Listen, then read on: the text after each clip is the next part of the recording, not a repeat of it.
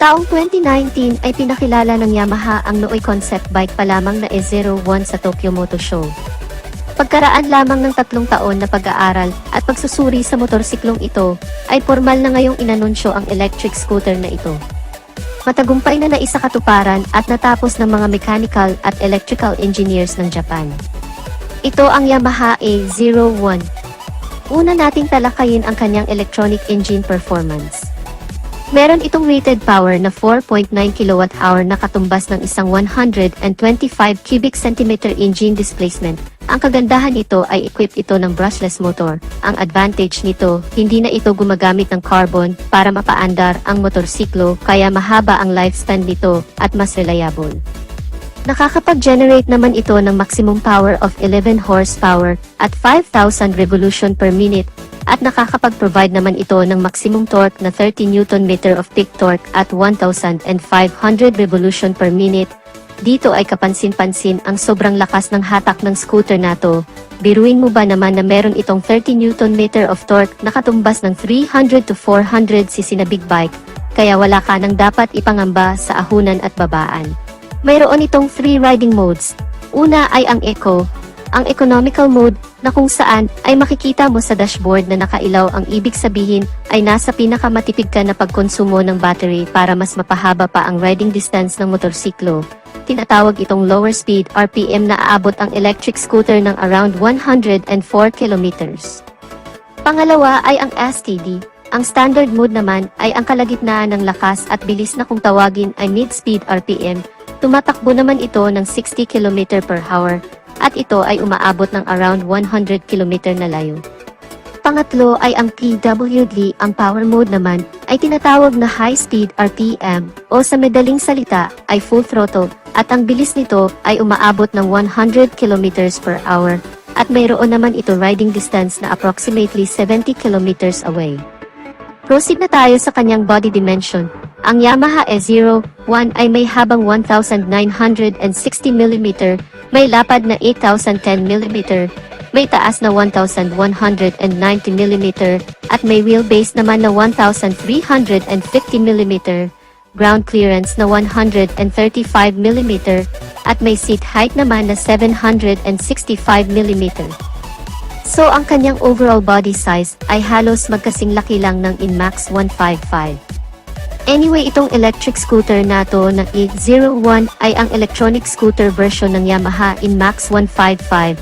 Kaya kung mapapansin nyo, mayroon silang pagkakahawig sa Yamaha Inmax 155 regarding sa physical appearance at design. When it comes naman sa kanyang body frame, ito ay naka-double steel cradle type. Ang kagandahan naman ito ay may 2 tubo na nakasuporta na kung saan ay naka-install ang electronic engine at battery, at ito ay mas matibay, mas stable na nakakapagbigay ng outstanding balance ng motorsiklo sa kahit anong riding style. Punta naman tayo sa kanyang suspension.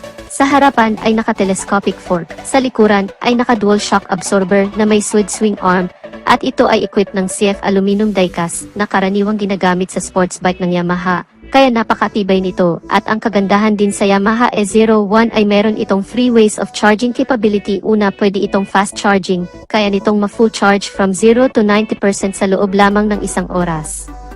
Pangalawa, gamit ang regular charger, kaya nitong ma-full charge sa loob lamang ng 5 oras. Pangatlo ay portable charger.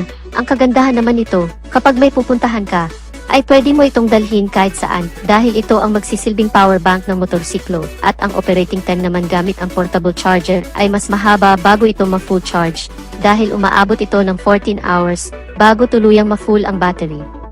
Mapunta naman tayo sa braking system. May 230mm hydraulic single piston single disc sa harapan, 200mm hydraulic single piston single disc naman sa likuran. At ang kagandahan pa nito ay equipped with dual channel ABS anti-lock braking system na nagbibigay ng smooth braking system, at tinitiyak nito ang kaligtasan ng rider kahit sa biglaang preno. Bukod pa dyan ay equipped with Y-Connect version 2, at ito ay gumagamit ng 3G LTE Wi-Fi access bilang koneksyon, at ito ay direktang kokonekta sa Yamaha server para sa on-time monitoring ng Yamaha Corporation para sa kalagayan ng electric scooter. Ito naman ang makikita ng rider kapag nakakonect sa Wi-Fi gamit ang mobile phone gaya ng sumusunod. last parking location, driving distance, electronic engine damage notification, battery status ng electric scooter at remaining charging time ng battery at marami pang iba. Pag-usapan naman natin ang sukat ng kanyang gulong. May 110/70-13 sa harap, 130/70-13 naman sa likod, all tubeless. Equipped rin ng TCS o traction control system ang motor nato na siyang nagpapanatili ng stable na pagtakbo ng motorsiklo.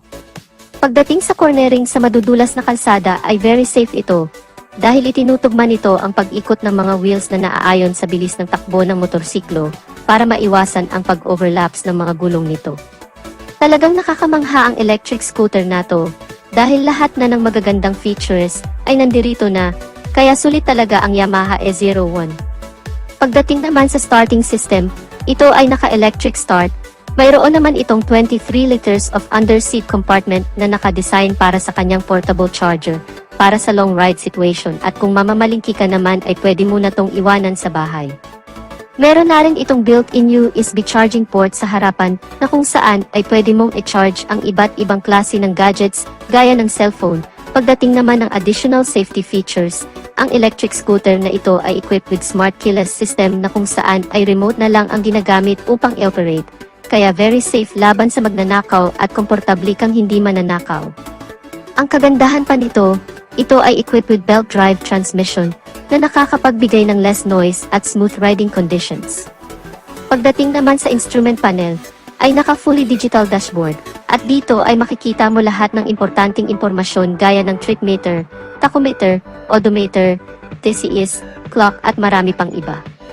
Ang electric scooter nato ay may top speed na 100 km/h, at may kabuang bigat naman ito na 158 kilograms.